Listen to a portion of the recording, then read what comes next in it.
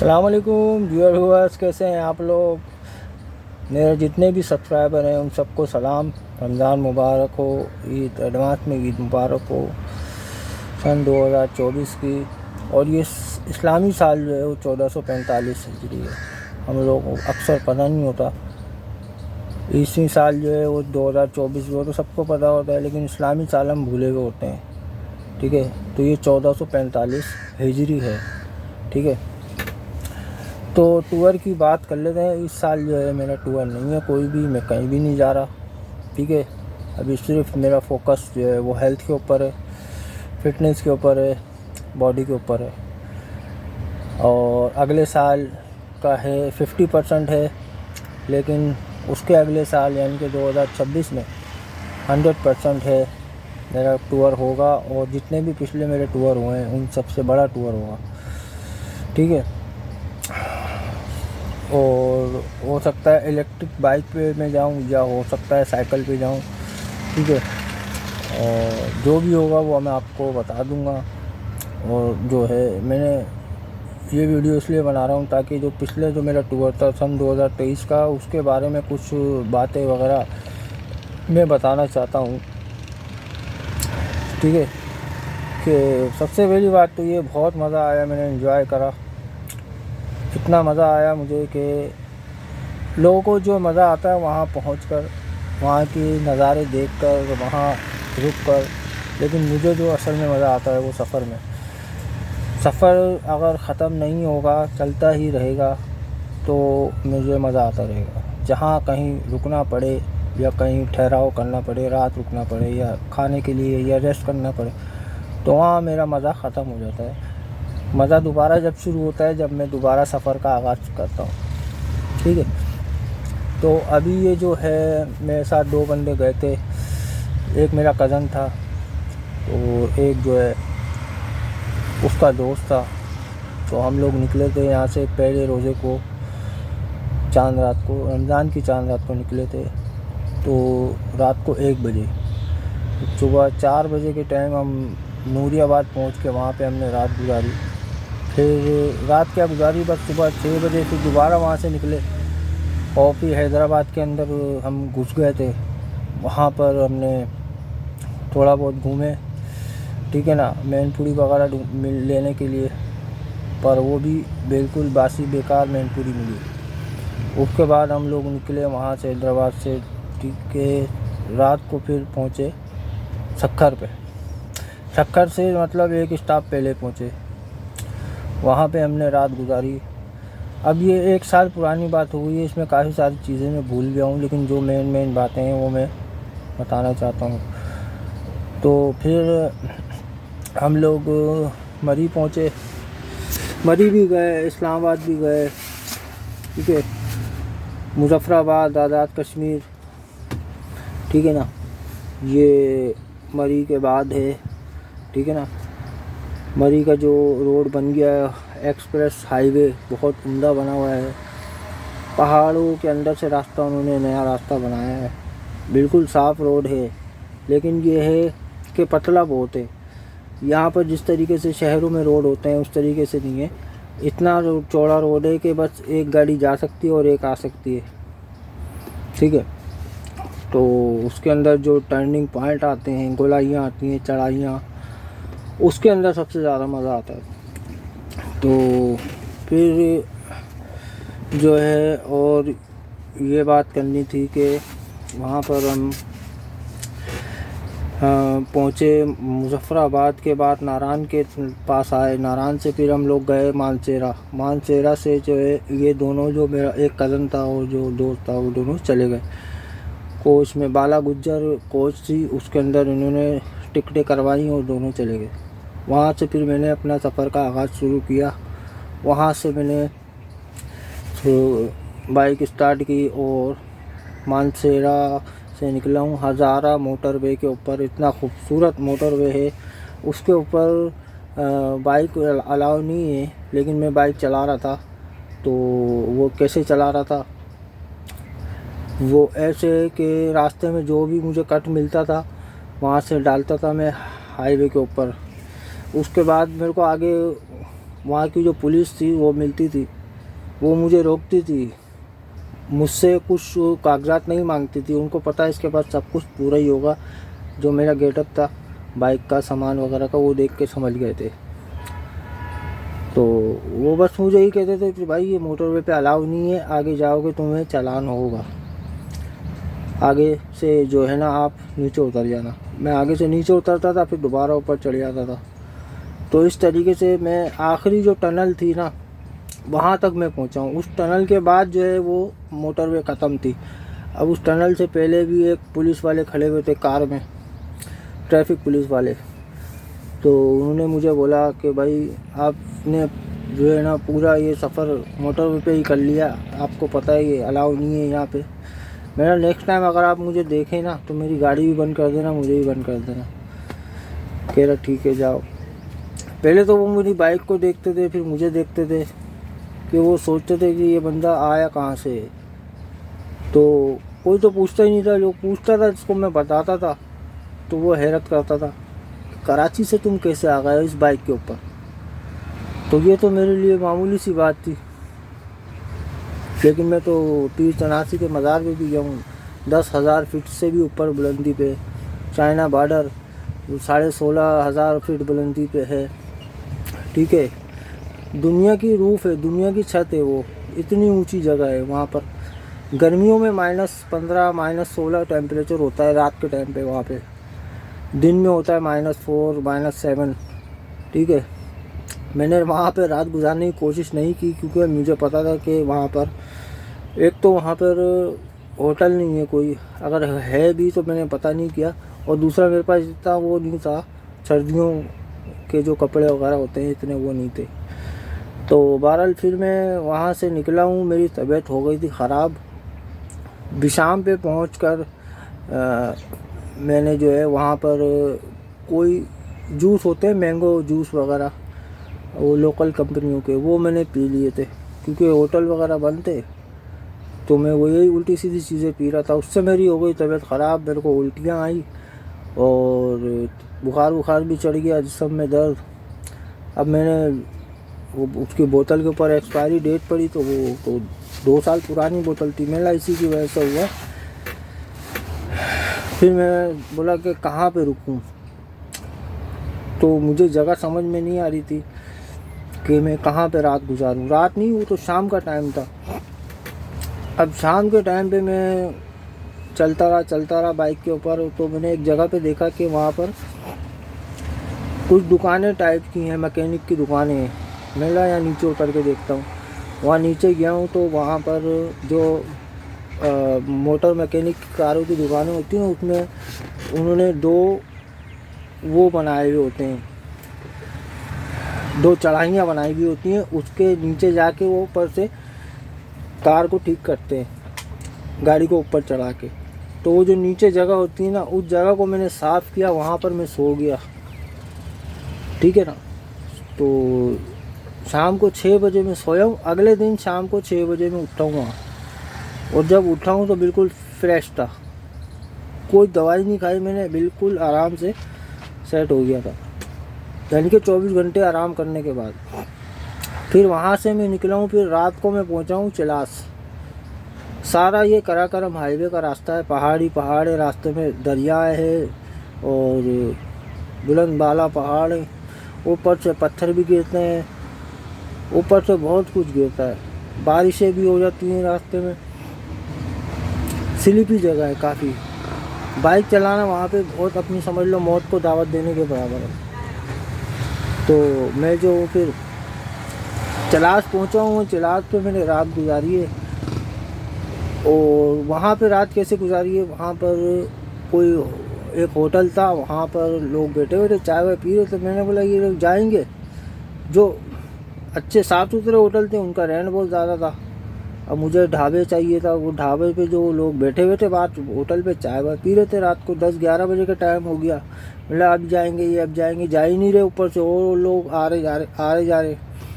मेरा ये जाए तो मैं होटल वाले से बोलूँ कि भाई तख्त पे सो जाऊँ मैं, लेकिन वो तो नहीं जा रहे। अब मैंने बोला चलो यहाँ से चलते हैं, आगे देखते हैं। हालांकि मुझे पता था आगे कोई भी होटल नहीं है, लेकिन फिर भी मैंने बोला आगे चलते हैं। आगे देखते हैं कुछ ना कुछ मिल जाएगा। लेकिन मैं आगे गया हूँ थोड़ा सा, तो वो एक दुकान थी अंडर कंस्ट्रक्शन, उसका आधा शटर खुला हुआ था। वहाँ पे और भी दुकानें थी, लेकिन उस दुकान का शटर आधा खुला हुआ था। तो अब मैं वहाँ पर मैंने जगह वगह साफ़ की और अपना सो गया सामान को रख के। और बाइक तो ऐसी खुली हुई थी, वहाँ पे चोरी का सवाल ही पैदा नहीं होता। आप जब भी जाएं अपना सामान जो है वो आपको संभालने की ज़रूरत नहीं है। आपका सामान अगर गुम भी हो जाएगा तो वो आपके पास पहुँच जाएगा खुद ही।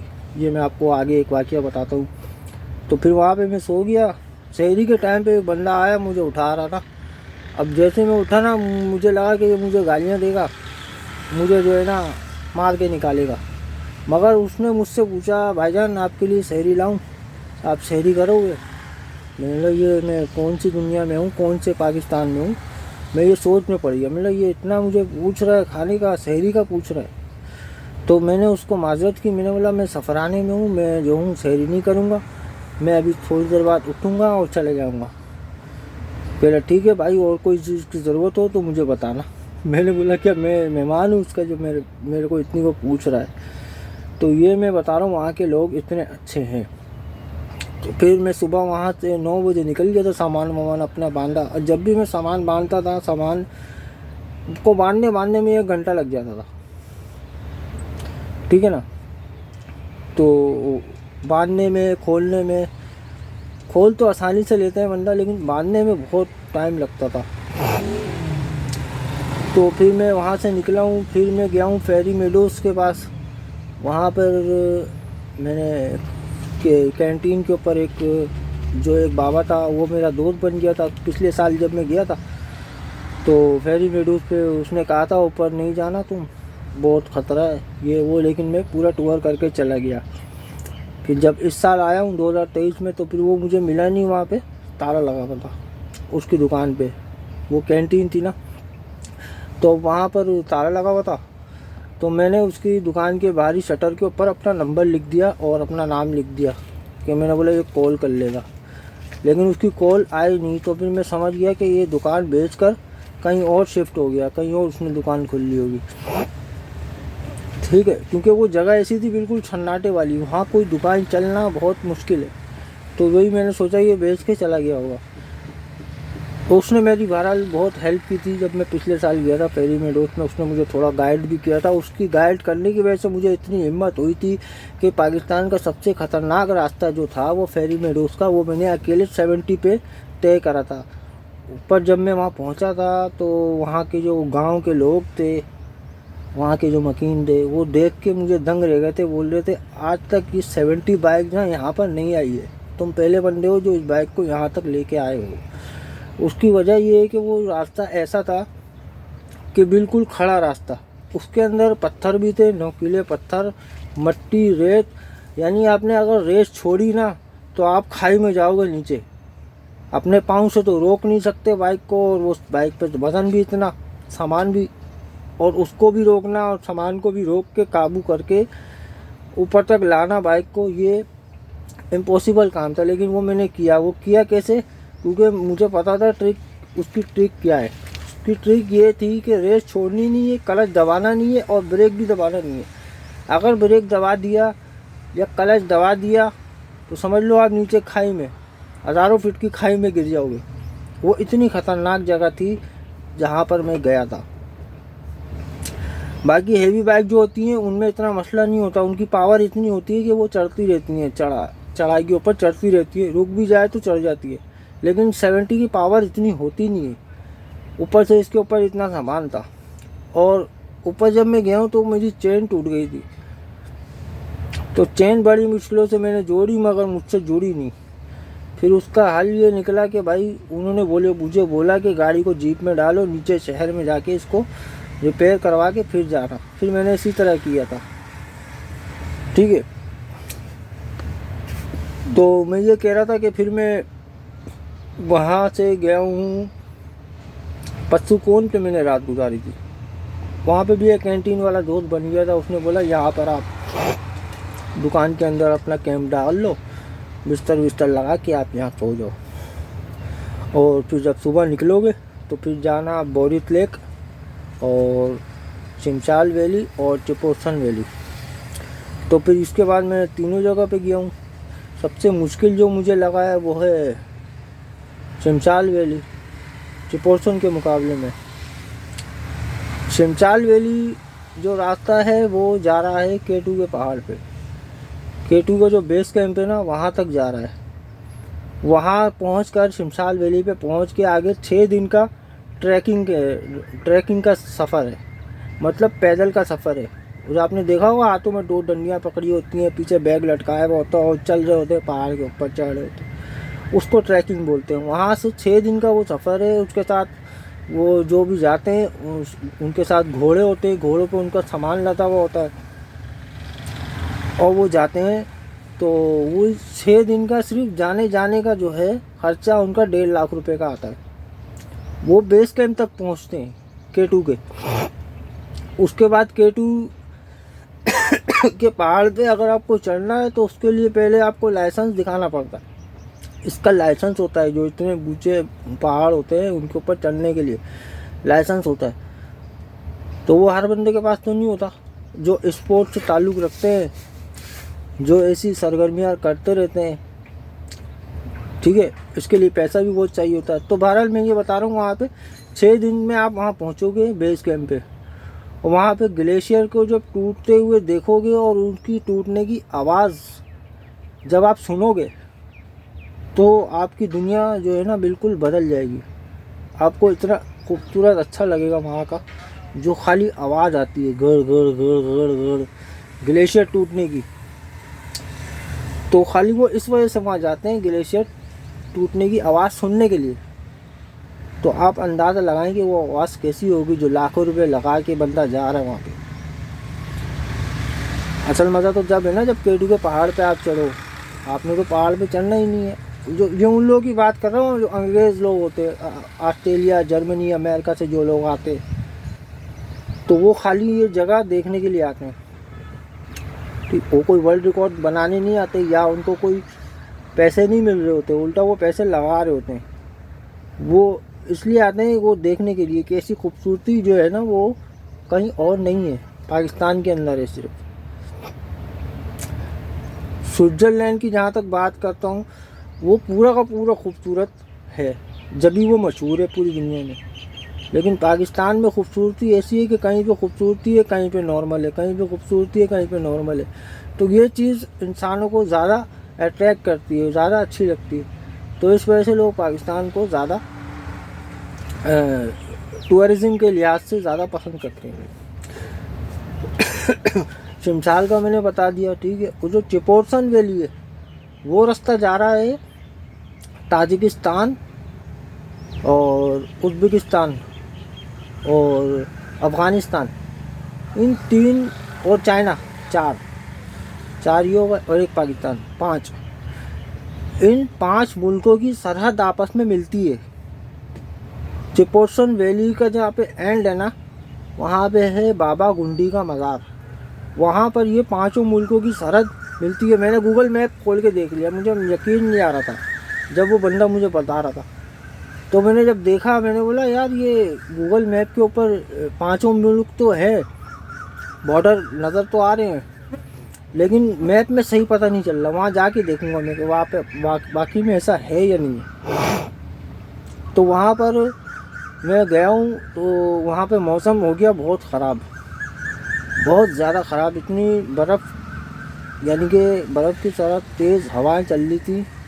तो मैंने बोला अभी को कैंसिल करते हैं, को बाद में देखते हैं। तो बाबा गुंडी के मज़ार तक मैं पहुँच ही गया था, तकरीबन ऑलमोस्ट 4-5 किलोमीटर का सफ़र रह गया था।